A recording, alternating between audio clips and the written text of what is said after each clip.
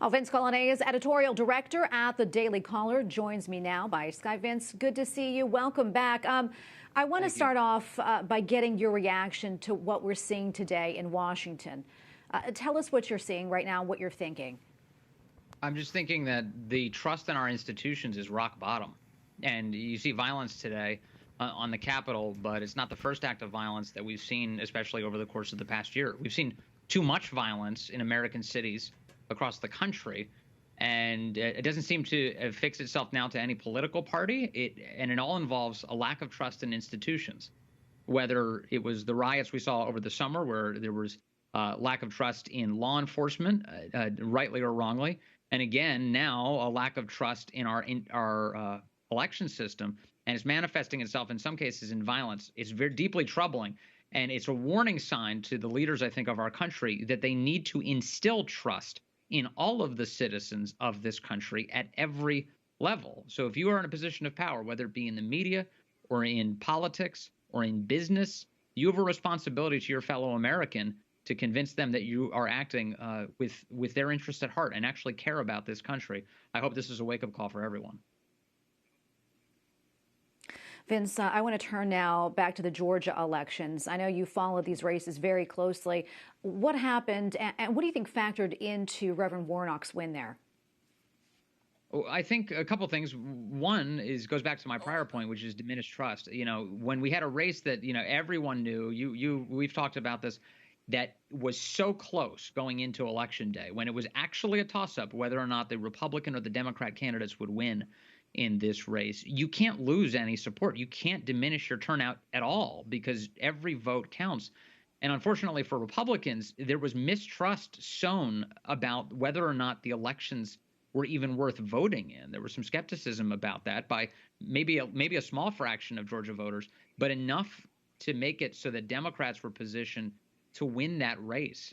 And I think it's going to be, usually right in the wake of something like this, it's a little hard to assess exactly why it all went down, but I can't imagine that convincing voters not even to show up to vote was a helpful election strategy in any way for Republicans. Vince, what do you think the takeaways here are for the GOP? The GOP is going to have to focus on earning the trust of its voters and obviously getting them to turn out to vote. That's essential. And then figuring out ways to restore confidence in institutions. Those are, I think, the primary things. And that's not just a Republican message, by the way. I think that's a Democrat message, too. The only way we can move forward as a country is if we have trust in these institutions.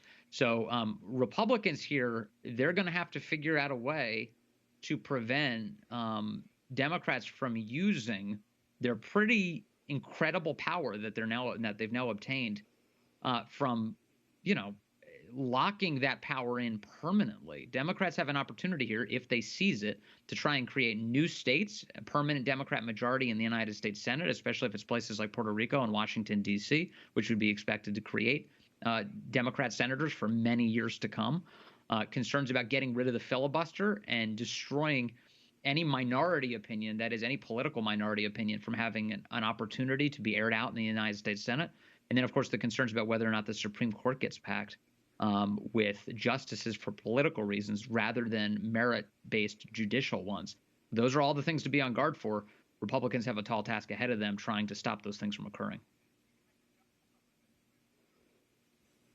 All right, Vince, and we were hearing that Jon Ossoff has just been declared the winner. Quickly, your thoughts on that? It's consistent with what we expected today. He seemed to have, to the extent that votes were undercounted so far, they were in areas that favored Jon Ossoff. Now, with that call, that's just confirmation that he has enough clearance to be able to be declared victor by the media. We'll see when the final tallies are all in, but it looks like at this point, 2 new Democrat senators out of Georgia, the first time that's happened since 2000 that a Democrat was elected to Senate in that state. All right, Vince, thank you so much. We're going to have to wrap it up. Always appreciate you coming on. Thank you. Good to be here.